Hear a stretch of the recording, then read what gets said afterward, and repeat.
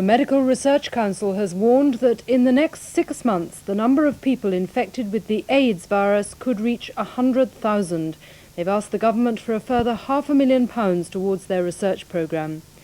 Today, the Secretary of State for Health, Norman Fowler, has been in Holland to see how they're trying to contain the virus.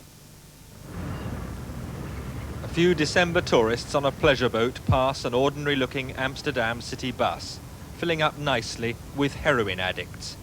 They call them the junkie buses. There are two with windows discreetly frosted, stopping for an hour or so at well-publicised times and places to hand out what the addicts crave, drugs and needles to inject them. The addicts like to remain obscure, so an official of the health authority posed as a desperate client to demonstrate the procedure. Dirk shows and throws away 2 used needles, which could be contaminated with the AIDS virus. But there is no temptation to use needles a second time, or pass them and perhaps the virus on, because a new sterile needle is handed out for each used one returned. Today, the Social Services Secretary Norman Fowler could judge the bus for himself. Dutch officials told him they now see regularly 90% of Amsterdam's 8,000 addicts. The Dutch know their strategy is highly controversial.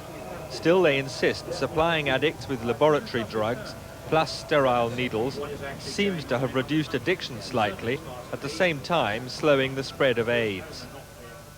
It is very dangerous indeed, and something which we must use everything to try to prevent, the sharing of needles. There is no question about that, and therefore all we're talking about is how we do that, and clearly ministers will be considering this.